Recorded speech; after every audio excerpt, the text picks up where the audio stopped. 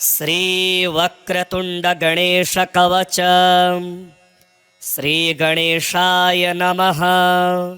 मौलिं महेशपुत्रो व्याद् भालं पातु विनायकः। त्रिनेत्रः पातु मे नेत्रे शूर्पकर्णोऽवतु श्रुति। हेरम्बो रक्षतु घ्राणं मुखं पातु गजाननः। जिह्वां पातु गणेशो मे कण्ठं श्रीकण्ठवल्लभः। स्कन्धो महाबलः पातु विघ्नः पातु मे भुजौ। करौ परशुभृत् पातु हृदयं स्कन्धपूर्वजः। मध्यं लम्बोदरः पातु नाभिं सिन्दूरभूषितः। जघनं पार्वतीपुत्रः सक्थिनी पातु पाशभृत्। जानुनी जगतां नाथो जङ्घे मूषकवाहनः। पादौ पद्मासनः पातु पादाधौ दैत्यदर्पः। एकदन्तोग्रतः पातु पृष्ठे पातु गणाधिपः। पार्श्वयोर्मोदकाहारो दिग्विदिक्षु च सिद्धिदः। व्रजतस्तिष्ठतो वापि जाग्रतः स्वपतोऽस्नतः। चतुर्थी वल्लभो देवः पातु मे भुक्तिमुक्तिदः। इदं पवित्रं स्तोत्रं च चतुर्थ्यां नियतः पठेत्। सिन्दूररक्तः कुसुमैर्दूर्वया पूज्य विघ्नपां। राजा राजसुतो राज पत्नी मन्त्री कुलं चलां। तस्यावश्यं भवेद्वश्यं विघ्नराजप्रसादतः। समन्त्रयन्त्रं ह्यः स्तोत्रं करे संलिख्य धारयेत्। धनधान्यसमृद्धिः स्यात् तस्य नास्तत्र संशयः।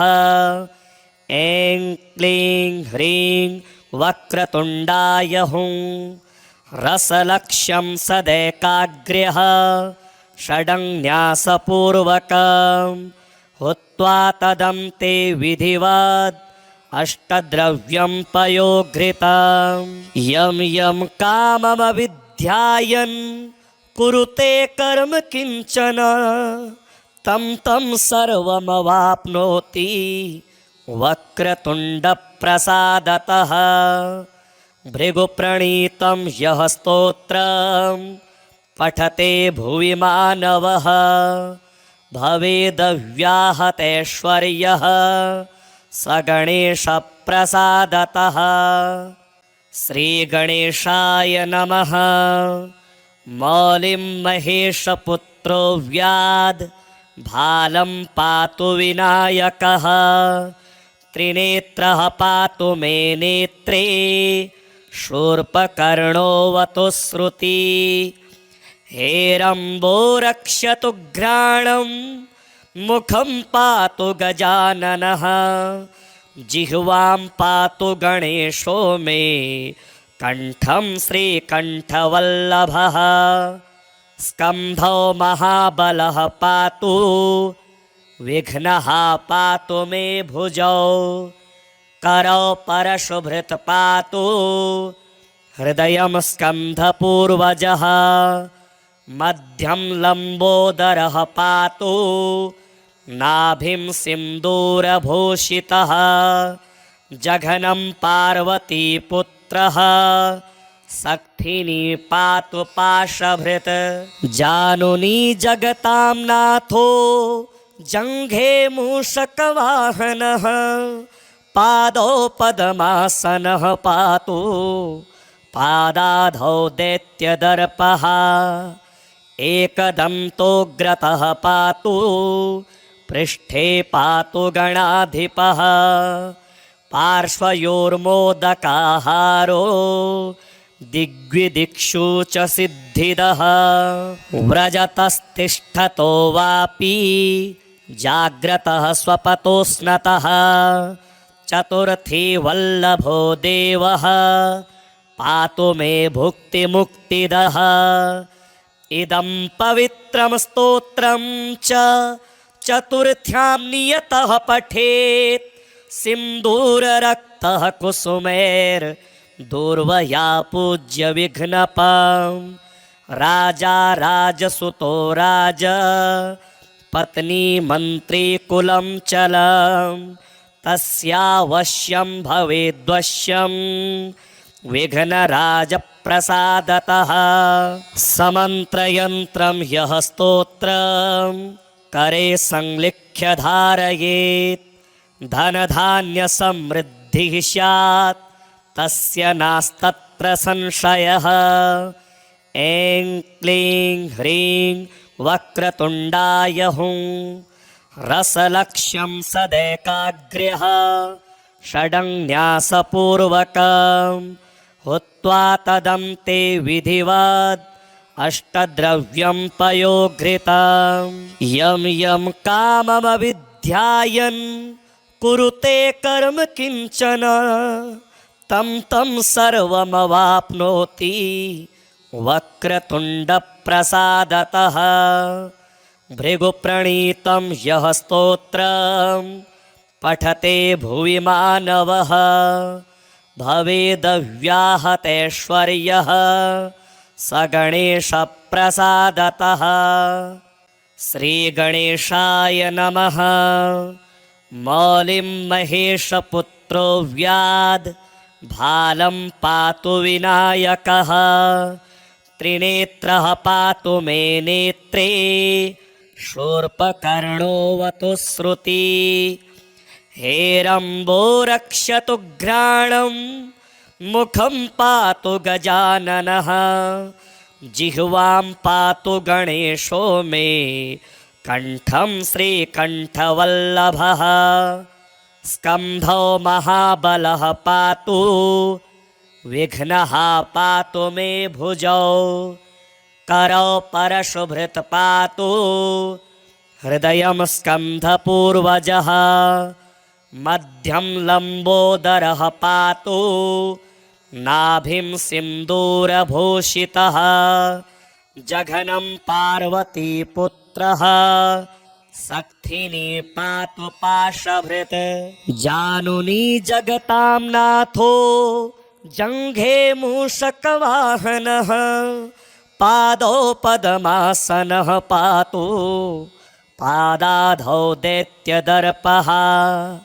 एकदन्तोग्रतः पातु पृष्ठे पातु गणाधिपः पार्श्वयोर्मोदकाहारो दिग्विदिक्षु च सिद्धिदः व्रजतस्तिष्ठतो वापि जाग्रतः स्वपतोऽस्नतः चतुर्थी वल्लभो देवः पातु मे भुक्तिमुक्तिदः इदं पवित्रं स्तोत्रं च चतुर्थ्यां नियतः पठेत् सिन्दूररक्तः कुसुमैर्दूर्वया पूज्य विघ्नपां राजा राजसुतो राज पत्नी मन्त्री कुलं चलं तस्यावश्यं भवेद्वश्यं विघ्नराजप्रसादतः समन्त्रयन्त्रं ह्यः स्तोत्रं करे संलिख्य धारयेत् धनधान्यसमृद्धिः स्यात् तस्य नास्तत्र संशयः ऐं क्लीं ह्रीं वक्रतुण्डाय हुं रसलक्ष्यं सदैकाग्र्यः षडङ्न्यासपूर्वकं हुत्वा तदन्ते विधिवत् अष्टद्रव्यं पयोघृतं यं यं काममविध्यायन् कुरुते कर्म किञ्चन तं तं सर्वमवाप्नोति वक्रतुण्डप्रसादतः भृगुप्रणीतं यः स्तोत्रं पठते भुवि मानवः भवेदव्याहतैश्वर्यः स गणेशप्रसादतः। श्रीगणेशाय नमः। मौलिं महेशपुत्रो व्याद् भालं पातु विनायकः त्रिनेत्रः पातु मे नेत्रे शूर्पकर्णोऽवतु श्रुति हेरम्बो रक्षतु घ्राणं मुखं पातु गजाननः जिह्वां पातु गणेशो मे कण्ठं श्रीकण्ठवल्लभः स्कन्धो महाबलः पातु विघ्नः पातु मे भुजौ करौ परशुभृत् पातु हृदयं स्कन्धपूर्वजः मध्यं लम्बोदरः पातु नाभिं सिन्दूरभूषितः जघनं पार्वतीपुत्रः सक्थिनी पातु पाशभृत् जानुनी जगतां नाथो जङ्घे मूषकवाहनः पादौ पद्मासनः पातु पादाधौ दैत्यदर्पः एकदन्तोग्रतः पातु पृष्ठे पातु गणाधिपः पार्श्वयोर्मोदकाहारो दिग्विदिक्षु च सिद्धिदः व्रजतस्तिष्ठतो वापि जाग्रतः स्वपतोऽस्नतः चतुर्थी वल्लभो देवः पातु मे भुक्तिमुक्तिदः इदं पवित्रं स्तोत्रं च चतुर्थ्यां नियतः पठेत् सिन्दूररक्तः कुसुमैर्दूर्वया पूज्य विघ्नपां राजा राजसुतो राज पत्नी मन्त्री कुलं चलं तस्यावश्यं भवेद्वश्यं विघ्नराजप्रसादतः समन्त्रयन्त्रं यः स्तोत्रं करे संलिख्य धारयेत् धनधान्यसमृद्धिः स्यात् तस्य नास्तत्र संशयः ऐं क्लीं ह्रीं वक्रतुण्डाय हुं रसलक्ष्यं सदैकाग्र्यः षडङ्न्यासपूर्वकं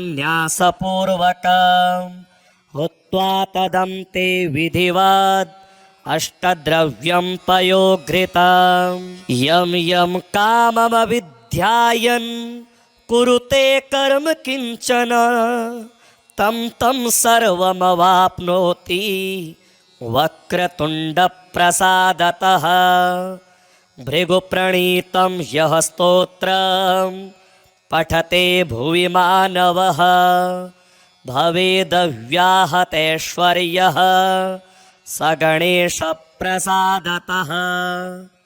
श्रीगणेशाय नमः।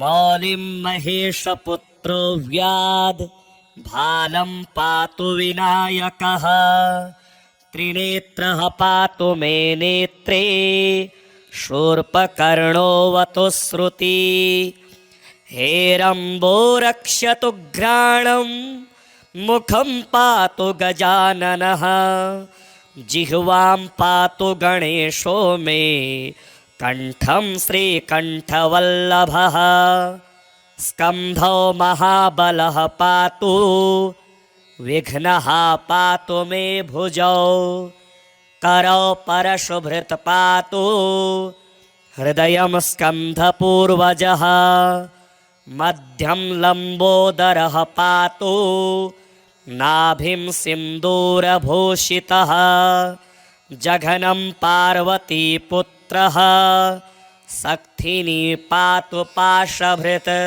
जानुनी जगतां नाथो जङ्घे मूषकवाहनः पादौ पद्मासनः पातु पादाधौ दैत्यदर्पः एकदन्तोग्रतः पातु पृष्ठे पातु गणाधिपः पार्श्वयोर्मोदकाहारो दिग्विदिक्षु च सिद्धिदः व्रजतस्तिष्ठतो वापि जाग्रतः स्वपतो स्नतः चतुर्थी वल्लभो देवः पातु मे भुक्तिमुक्तिदः इदं पवित्रं स्तोत्रं च चतुर्थ्यां नियतः पठेत् सिन्दूररक्तः कुसुमैर्दूर्वया पूज्य विघ्नपां राजा राजसुतो राज पत्नी मन्त्री कुलं चलं तस्यावश्यं भवेद्वश्यं विघ्नराजप्रसादतः समन्त्रयन्त्रं यः स्तोत्रं करे संलिख्य धारयेत् धनधान्यसमृद्धिः स्यात् तस्य नास्तत्र संशयः ऐं क्लीं ह्रीं वक्रतुण्डाय हुं रसलक्ष्यं सदैकाग्र्यः षडङ्न्यासपूर्वकं हुत्वा तदन्ते विधिवत् अष्टद्रव्यं पयोघृतं यं यं काममविध्यायन् कुरुते कर्म किञ्चन तं तं सर्वमवाप्नोति वक्रतुण्डप्रसादतः भृगुप्रणीतं यः स्तोत्रं पठते भुवि मानवः भवेदव्याहतैश्वर्यः स गणेशप्रसादतः श्रीगणेशाय नमः मौलिं महेशपुत्रो व्याद् भालं पातु विनायकः त्रिनेत्रः पातु मे नेत्रे शूर्पकर्णोऽवतु श्रुति हेरम्बो रक्षतु घ्राणं मुखं पातु गजाननः जिह्वां पातु गणेशो मे कण्ठं श्रीकण्ठवल्लभः स्कन्धो महाबलः पातु विघ्नः पातु मे भुजौ करौ परशुभृत् पातु हृदयं स्कन्धपूर्वजः मध्यं लम्बोदरः पातु नाभिं सिन्दूरभूषितः जघनं पार्वतीपुत्रः सक्थिनी पातु पाशभृत् जानुनी जगतां नाथो जङ्घे मूषकवाहनः पादौ पद्मासनः पातु पादाधौ दैत्यदर्पः एकदन्तोग्रतः पातु पृष्ठे पातु गणाधिपः पार्श्वयोर्मोदकाहारो दिग्विदिक्षु च सिद्धिदः व्रजतस्तिष्ठतो वापि जाग्रतः स्वपतो स्नतः चतुर्थी वल्लभो देवः पातु मे भुक्तिमुक्तिदः इदं पवित्रं स्तोत्रं च चतुर्थ्यां नियतः पठेत् सिन्दूररक्तः कुसुमैर्दूर्वया पूज्य विघ्नपां राजा राजसुतो राज पत्नी मन्त्री कुलं चलं तस्यावश्यं भवेद्वश्यं विघ्नराजप्रसादतः समन्त्रयन्त्रं ह्यः स्तोत्रं करे संलिख्य धारयेत् धनधान्यसमृद्धिः स्यात् तस्य नास्तत्र संशयः ऐं क्लीं ह्रीं वक्रतुण्डाय हुं रसलक्ष्यं सदैकाग्र्यः षडङ्न्यासपूर्वकं हुत्वा तदन्ते विधिवत् अष्टद्रव्यं पयोघृतं यं यं काममविध्यायन् कुरुते कर्म किञ्चन तं तं सर्वमवाप्नोति वक्रतुण्डप्रसादतः भृगुप्रणीतं यः स्तोत्रं पठते भुवि मानवः भवेदव्याहतैश्वर्यः स गणेशप्रसादतः। श्रीगणेशाय नमः।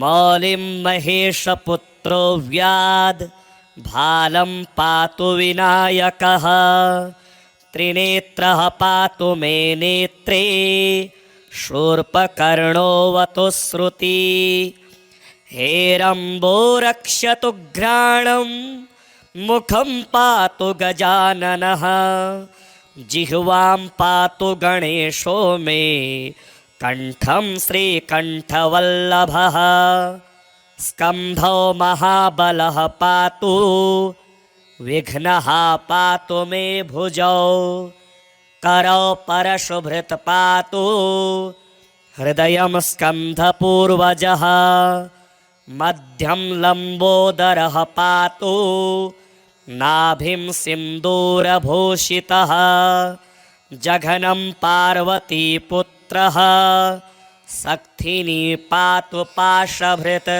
जानुनी जगतां नाथो जङ्घे मूषकवाहनः पादौ पद्मासनः पातु पादाधौ दैत्यदर्पः एकदन्तोग्रतः पातु पृष्ठे पातु गणाधिपः पार्श्वयोर्मोदकाहारो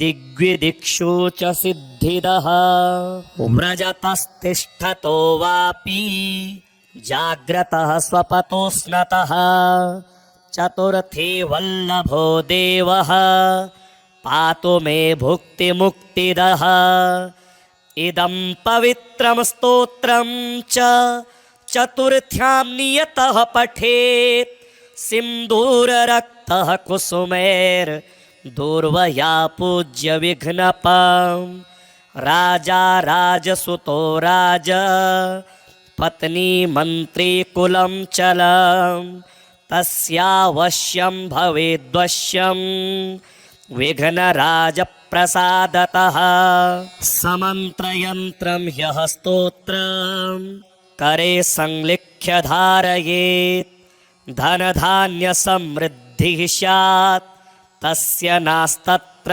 संशयः ऐं क्लीं ह्रीं वक्रतुण्डाय हुं रसलक्ष्यं सदैकाग्र्यः षडङ्न्यासपूर्वकं हुत्वा तदन्ते विधिवत् अष्टद्रव्यं पयोघृतं यं यं काममविध्यायन् कुरुते कर्म किंचन तं तं सर्वमवाप्नोति वक्रतुण्डप्रसादतः भृगुप्रणीतं यः स्तोत्रं पठते भुवि मानवः भवेदव्याहतैश्वर्यः स गणेशप्रसादतः। श्रीगणेशाय नमः।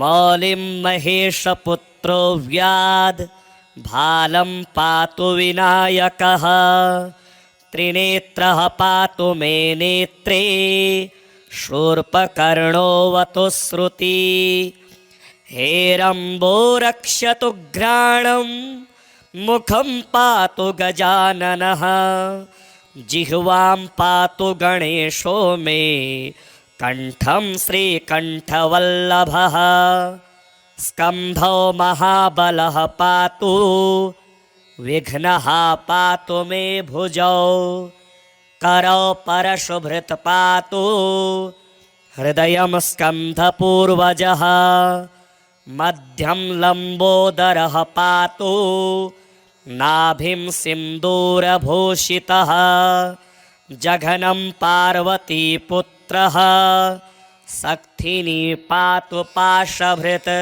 जानुनी जगतां नाथो जङ्घे मूषकवाहनः पादौ पद्मासनः पातु पादाधौ दैत्यदर्पः एकदन्तोऽग्रतः पातु पृष्ठे पातु गणाधिपः पार्श्वयोर्मोदकाहारो दिग्विदिक्षु च सिद्धिदः व्रजतस्तिष्ठतो वापि जाग्रतः स्वपतो स्नतः चतुर्थी वल्लभो देवः पातु मे भुक्तिमुक्तिदः इदं पवित्रं स्तोत्रं च चतुर्थ्यां नियतः पठेत् सिन्दूररक्तः कुसुमैर्दूर्वया पूज्य विघ्नपं राजा राजसुतो राज पत्नी मन्त्री कुलं चलं तस्यावश्यं भवेद्वश्यं विघ्नराजप्रसादतः समन्त्रयन्त्रं ह्यः स्तोत्रं करे संलिख्य धारयेत् धनधान्यसमृद्धिः स्यात् तस्य नास्तत्र संशयः ऐं क्लीं ह्रीं वक्रतुण्डाय हुं रसलक्ष्यं सदैकाग्र्यः षडङ्न्यासपूर्वकं हुत्वा तदन्ते विधिवत् अष्टद्रव्यं पयोघृतं यं यं काममविध्यायन् कुरुते कर्म किञ्चन तं तं सर्वमवाप्नोति वक्रतुण्डप्रसादतः भृगुप्रणीतं ह्यः स्तोत्रं पठते भुवि मानवः भवेदव्याहतैश्वर्यः स गणेशप्रसादतः श्रीगणेशाय नमः मौलिं महेशपुत्रो व्याद् भालं पातु विनायकः त्रिनेत्रः पातु मे नेत्रे शूर्पकर्णोऽवतु श्रुति हेरम्बो रक्षतु घ्राणं मुखं पातु गजाननः जिह्वां पातु गणेशो मे कण्ठं श्रीकण्ठवल्लभः स्कन्धो महाबलः पातु विघ्नः पातु मे भुजौ करौ परशुभृत् पातु हृदयं स्कन्धपूर्वजः मध्यं लम्बोदरः पातु नाभिं सिन्दूरभूषितः जघनं पार्वतीपुत्रः सक्थिनी पातु पाशभृत् जानुनी जगतां नाथो जङ्घे मूषकवाहनः पादौ पद्मासनः पातु पादाधौ दैत्यदर्पः एकदन्तोऽग्रतः पातु पृष्ठे पातु गणाधिपः पार्श्वयोर्मोदकाहारो दिग्विदिक्षु च सिद्धिदः व्रजतस्तिष्ठतो वापि जाग्रतः स्वपतो स्नतः चतुर्थी वल्लभो देवः पातु मे भुक्तिमुक्तिदः इदं पवित्रं स्तोत्रं च चतुर्थ्यां नियतः पठेत् सिन्दूररक्तः कुसुमैर्दूर्वया पूज्य विघ्नपं राजा राजसुतो राज पत्नी मन्त्री कुलं चलं तस्यावश्यं भवेद्वश्यं विघ्नराजप्रसादतः समन्त्रयन्त्रं ह्यः स्तोत्रं करे संलिख्य धारयेत् धनधान्यसमृद्धिः स्यात् तस्य नास्तत्र संशयः ऐं क्लीं ह्रीं वक्रतुण्डाय हुं रसलक्ष्यं सदैकाग्र्यः षडङ्न्यासपूर्वकं हुत्वा तदन्ते विधिवत् अष्टद्रव्यं पयोघृतं यं यं काममविध्यायन् कुरुते कर्म किञ्चन तं तं सर्वमवाप्नोति वक्रतुण्डप्रसादतः। भृगुप्रणीतं यः स्तोत्रं पठते भुवि मानवः भवेदव्याहतैश्वर्यः स गणेशप्रसादतः।